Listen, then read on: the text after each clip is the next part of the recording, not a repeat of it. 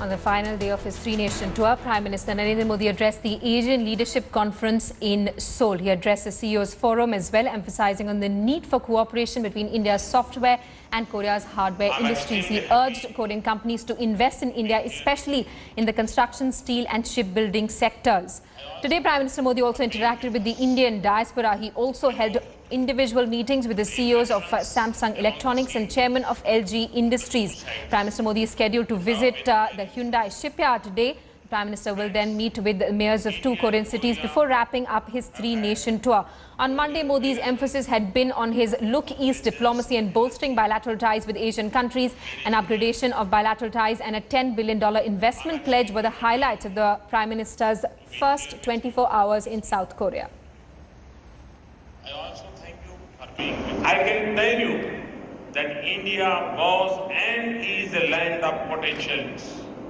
Now, India is also a land of enabling policy environment. Moreover, there is renewed commitment of my government for changing the face of the country. We can join hands in the mutual benefit of our people and industry. There is a lot that we can do together. For example, there is a potential for cooperation between India's software and Korea's hardware industry. We in India want to achieve a lot of what Korea has already done. That is why I, along with a large business delegation, are here. The good news is that the India-Korea bilateral trade has risen. After signing of Korea-India CEPA in January 2010, the South Korean investment zone in Rajasthan state is progressing well. Several hundred Korean companies are operating in India. A lot of your products, particularly in consumer electronics, are household choice for Indians. And many of them are being produced there. As the Modi government completes 1 year in power, Headlines today brings to you a special series on the BJP government. Political analysts and experts believe that the BJP shot to power in 2014 because of the persona of Narendra Modi, the political showman who won the confidence of millions with powerful speeches and by highlighting his humble background. Here's a look at the persona surrounding the Indian Prime Minister.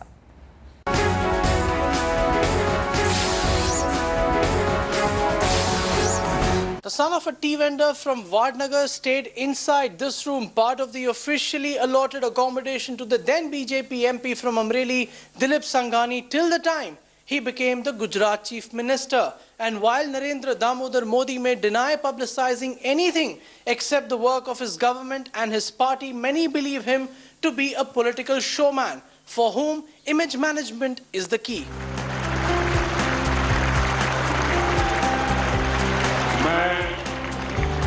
Narendra Damodar Das Modi. He is said to have run the most elaborate and effective election campaign in recent times. A year into office, the efforts have hardly ebbed. For the man who once remarked that he never spent a single minute promoting himself, many believe the efforts at doing so have actually been scaled up, as has the stage from the very first day. I don't think that Mr. Modi has not spent a single minute on promoting his image. In fact, image building is something that has been the hallmark of Mr. Modi right from the time when people like us who were reporters in Delhi in the early 90s got to know him. A politician known for picking up ground sentiments better than most, Modi nevertheless relies upon a network of online and offline sources to both transmit and receive. A lot of communication is centered around him. And the mandate was to the BJP and to Mr. Modi, who is now our Prime Minister. So I think it's the communication is all has to be centered around the policies, the performance, but also using the Prime Minister as a pivot, and that's a very good thing to do. Notwithstanding the emphasis on governance for those who have studied Modi, this fascination for the centre stage was visible from the very start. The personality cult surrounding Modi has often rubbed many the wrong way, be it the chant equating Modi to Lord Shiva or as seen in this series of tweets when the then BJP President Rajnath Singh was forced to eat his words. And that's not it. He was an outsider in Delhi. In the last 1 year, Mr. Modi has become absolutely comfortable in the system of Delhi. In the last 1 year, to a great extent, Mr. Modi has been co-opted by the quote-unquote Indian system. And this is something which is bad, because eventually what is happening is that it is pitting Mr. Modi, the Prime Minister, as Modi, the campaigner. With 4 more years for the Modi Sarkar and a re-election in 2019 firmly in sight, the Modi machine is here to stay. Whether it will amplify his work or be a dangerous distraction remains to be seen. With Bureau Reports, Jugal Purohit in New Delhi for Headlines Today.